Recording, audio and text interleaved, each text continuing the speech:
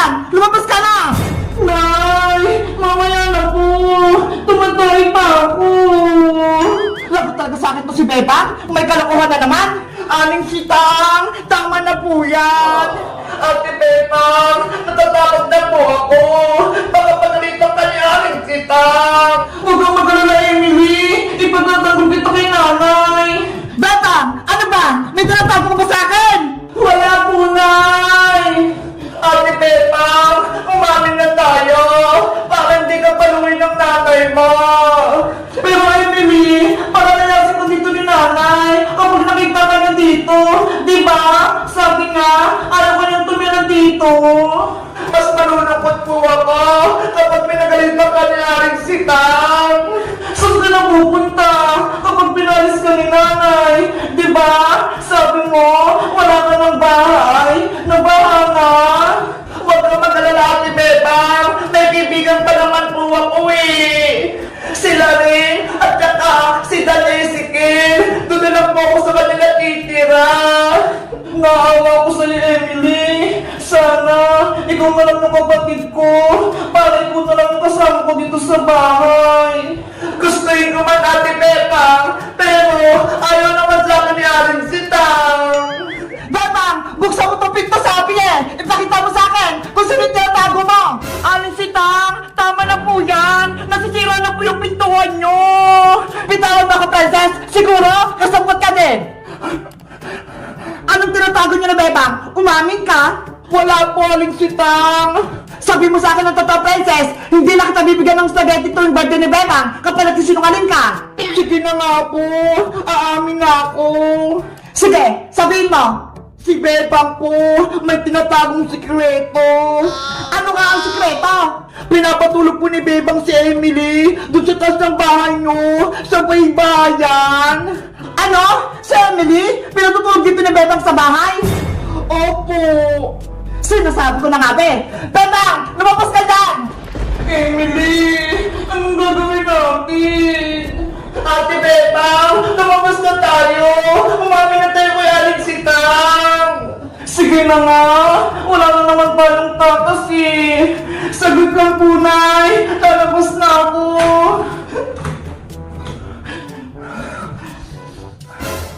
Nay! Aling Sitang! Anong ginawa mo, Bebang? Magpaliwanag ka! Sorry po, Nay. Kung tinago ko si Emily dun sa taas, pinatulog ko pa siya kahit ayaw niyo po. Aling Sitang, sana mag niyo pong pagalitan si Ate Bebang. Wala naman po siya kasalanan eh. Pasensya po kung kay Ate Bebang po ako humingi ng tulong para meron po akong matuluyan. Yun pala, hindi niyo po ako tanggap.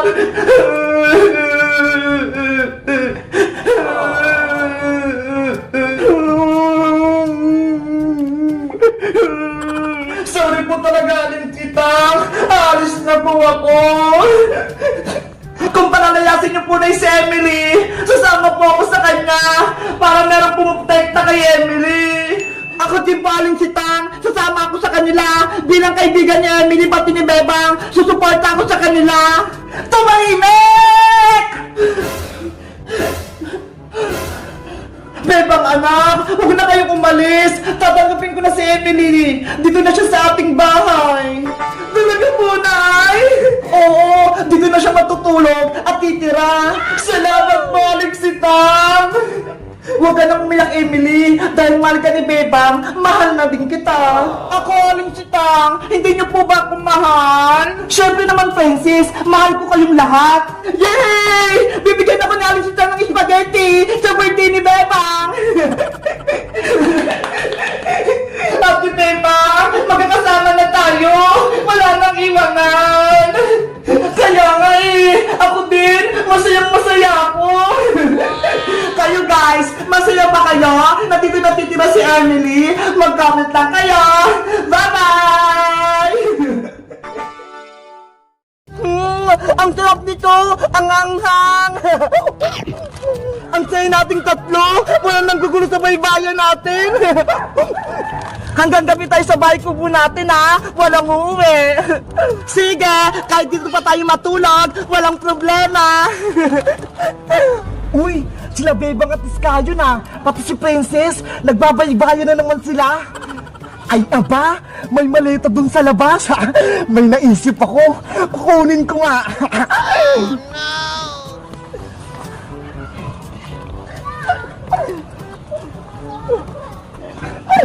Hindi nila alam na kinuha ko yung maleta? Ano kayong nasa loob? Beba! Iska! Gusto ko pa ng pagkain! Wait lang! May pera ako sa loob ng maleta ko! Kukunin ko para bumili tayo ng pagkain sa tindahan ni Aling Sonia! Sige Iska! Bumili pa tayo ng maraming chichirya! Okay! Kukunin ko lang yung pera ko! Naku! Nasaan na yung maleta ko? Bakit biglang nawala? Hala! Nandiyan lang yan kanina ha! Di ba dyan mo lang yung nilagay kanina, Iska?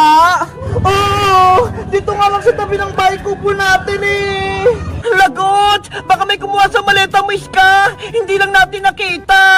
Yari ako nito kay Mama! Nandun lahat ng mga damit ko! Nadadalayin ko sa Hong Kong! Pati yung passport ko! Pati pera! Nandun din! Hindi ka makakapunta sa Hong Kong, Iska! Kung wala kang passport! Kailangan kong makita yung maleta ko! Bebang! Princess! Tulungan niyo akong hanapin yun! Huwag na lang kaya natin hanapin yung maleta ni Iska, Bebang, para hindi na siya matuloy sa Hong Kong. Hoy, Princess! Ang sama mo naman! Gusto mo ba? Pagalitan si Iska ng mama niya? Umiyak na nga siya eh. Kaya hanapin natin yung maleta ni Iska. Sige na nga! Gusto ko lang naman na di aalis si Iska eh. Tara, Iska! Hanapin natin yung maleta mo! Maleta ko! Gusto ko pa nga magmerienda eh. Maghanap pa ng maleta. Meanwhile. Yahoo! Nasa akin na yung maleta ni Iska. Ano kaya naman ito? May pagkain kaya? Matignan ko nga sa loob. Ano to? Mga damit? Ano ba yan? Wala man lang mga pagkain? Puro damit lang yung laman? Itapon ko na lang kaya itong mga to. Hindi ko naman ito mapapakinabangan eh. Alam ko na! Sasapa ko na ang ito itatapon!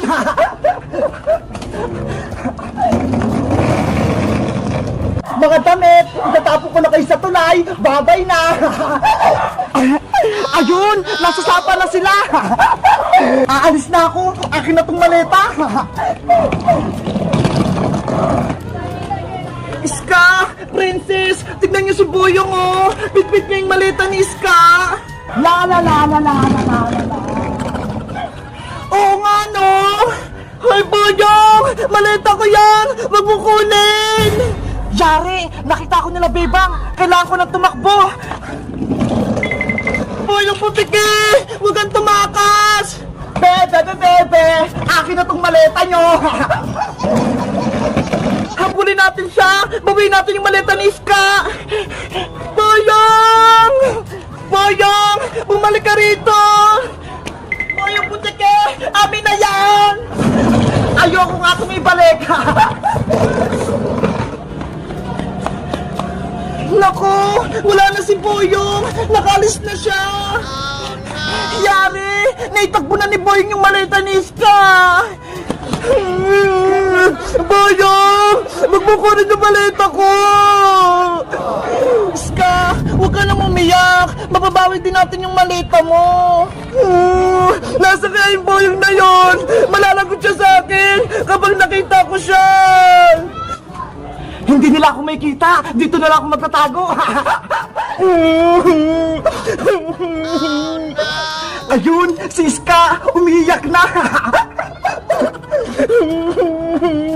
Bebang! Lumabas ka dyan! May kasalanan ka kay Bayang! Lagot! Hindi pa rin umalis sa aling bruha! Pati si Boyong! Hoy Bebang! Magpakita ka sa amin! Hanapin mo kami!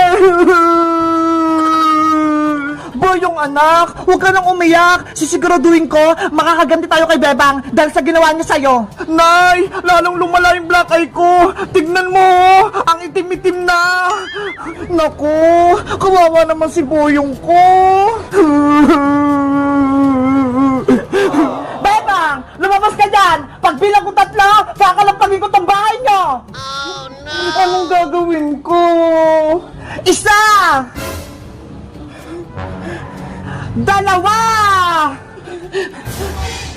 Aling Bruha, tama na po. Ayoko po ng gulo. Ay aba, ayaw mo pala ng gulo? Pero sinapak mo si Boyong. Pagbayaran mo tong ginawa mo sa akin, Bebang. Boyong, nagsorry na ako sa iyo ah. Wala akong mapapala sa sorry mo. Hindi mo magagamot tong black eye ko. Eh anong gagawin ko para mapatawad mo ako? Lumabas ka dyan para lalagyan din kita ng black eye. Ano? Black eye? Hindi pwede. Lumabas ka dyan, Bebang. Pagbayaran mo yung ginawa mo kay Boyong. Pero Aring Bruha, dito lang po ako sa bahay. Ayoko pong lumapit sa inyo. Nay, palabasin niyo po si Bebang. Hindi kami alis dito hanggat hindi ka lumalabas, Bebang. Kapag hindi po kayo alis dyan, Aling Bruha, tatawag po ako ng tanod. Ay aba, may gana ka pang tumawag ng barangay tanod? Ikaw na nga tong sumapa kay Boyong? Sige, tumawag ka ng tanod, Bebang, para ikaw yung ipakukulong namin. Ayaw nga no, ako yung huli ng barangay tanod. Iisa lang yung pwedeng mangyari, Bebang. Lalabas ka dyan o ipapahuli kita sa barangay tanod. Anong gagawin ko? Wala pa naman si nanay. Teres na, lumabas ka na dyan. Ayoko po, Aling Bruha. Babantayan ka namin dito. Gusto ko, makatikim ka rin ito. Ayaw mo talaga ang tigilan, Boyong. Nagsorry naman ako sa'yo ah. Bebang! Bebang! Nay, si Princess, pagparating, may kasalanan din yan sa akin. May naisip ako, Boyong, magtago tayo, tapos huli natin si Princess. Sige po! Oh no!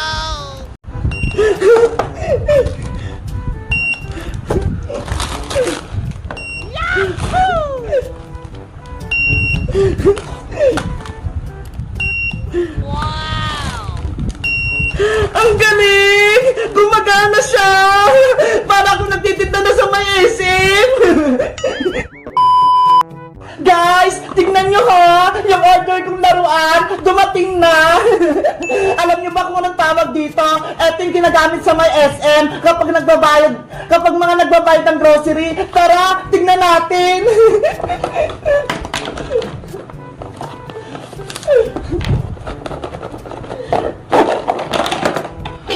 Hala, hindi pa siya buo. Hiwa-hiwalay pa. Kailangan pa siyang i-assemble.